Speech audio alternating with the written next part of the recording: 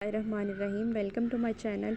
आज मैंने जो है वो नर्सिंग का एनाटॉमी का बेसिक एनाटॉमी और फिजियोलॉजी का टॉपिक था बॉडी कैविटी।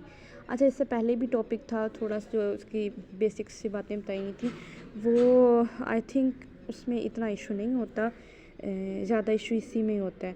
सो पहले मैंने सोचा कि इसको एक्सप्लेन कर देना चाहिए। चलें हम बॉडी कैविटीज़ देखते हैं कि 4 हैं और कौन कौन सी हैं। थोरेसिक, क्रैनियल, एक्चुअली क्रैनियल पहले आएगी, वो मेरे से ना गलत हो गई थी उसकी तरतीब। Cranial cavity, thoracic cavity, abdominal cavity, pelvic cavity. अच्छा, यहाँ पर ना मेरे पास डायग्राम्स अवेलेबल नहीं है, वो बाद में उसके साथ एक्सप्लेन कर दूँगी। लेकिन मैंने देखा है कि नर्सिंग के लेक्चर्स बहुत कम थे यूट्यूब पर, मुझे खुद नहीं मिल रहे थे। फिर मैंने सोचा कि ये अगर हम लोग पढ़ रहे हैं तो हमें दूसरों के साथ शेयर भी करना चाहिए ताकि बाकी बच्चों की भी हेल्प हो सके। अच्छा, इसमें हमने एंटीरियर, पोस्टीरियर, लेटरल और सुपीरियर की बात हो रही है। तो जो एंटीरियर बाउंड्री होती है ना, उसमें हमारे पास फ्रंटल वाली बोन आ जाती है, जो हमारे फोरहेड वाली होती है। फ्रंटल बोन हम एंटीरियर में लेते हैं। एंटीरियर होता है आगे वाला हिस्सा और पोस्टीरियर होता है बैक वाला, पिछला हिस्सा। तो उसमें ऑक्सीपिटल आ जाती है जो हमारी विजन में हेल्प करता है।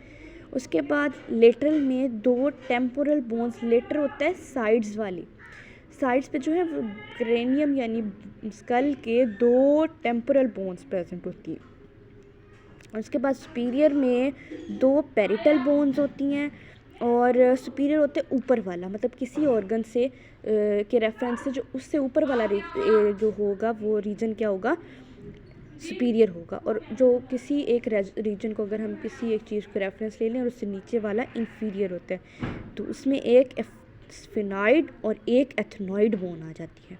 उसके बाद हमारे पास दूसरा रीजन आता है थोरेसिक कैविटी वाला रीजन। इसकी बाउंड्रीज की बात करूँ तो सुपीरियर में इसके आता है, अच्छा, हमारे नेक से लेकर ये हमारे एब्डोमेन से ऊपर तक ये सारा थोरेसिक रीजन होता है। इसमें हमारा हार्ट आ जाता है, डायफ्राम, स्टर्नम, बहुत सारी चीज़ें आ जाती हैं। सो मैं इसके अगर सुपीरियर में बताऊँ तो वो स्ट्रक्चर जो हमारे नेक की रूट को बनाता है, और इन्फीरियर में आ जाता है हमारे मतलब नीचे किसी एक चीज़ की, मैंने आपको अभी बताया, किसी एक चीज़ का रेफरेंस ले तो उससे जो नीचे वाला होता है उसको हम डायफ्राम बोलते हैं, सॉरी वो इन्फीरियर होता है। तो इन्फीरियर में, थोरेसिक कैविटी के इन्फीरियर में क्या होगा, डायफ्राम। इसको डूम शेप्ड मसल भी कहते हैं। और उसके एंटीरियर में क्या होगा, आगे वाले में हिस्से में स्टर्नम होती है हमारी, चेस्ट बोन भी जिसको बोलते हैं। और पोस्टल होती है नरम हड्डी, कार्टिलेज ऑफ रिब्स।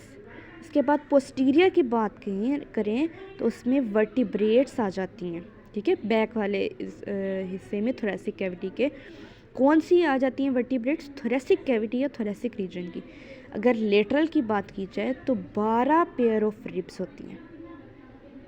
सुपीरियर और अच्छा, इसमें कौन कौन सी और चीज़ें आ जाती हैं थोरेसिक रीजन में, तो ओवरऑल हम बता रहे हैं कौन कौन सी चीज़ें आती हैं। तो वो सुपीरियर और इन्फीरियर वेना के आ जाता है, कुछ इंपॉर्टेंट नर्व्स आ जाती हैं, लिम्फ वेसल्स और लिम्फ नोड्स आ जाते हैं, heart, aorta, oesophagus, blood vessels, ये सारी चीज़ें आ जाती हैं। अच्छा, एक और ये यहाँ टर्म थी मीडियस्टिनम। ये वो स्पेस हमारे लंग्स के दरमियान स्पेस होती है और जिसमें ना दूसरे स्ट्रक्चर्स प्रेजेंट होते हैं, जैसे कि हार्ट हो गया, एसोफेगस हो गया, ब्लड वेसल्स हो गई।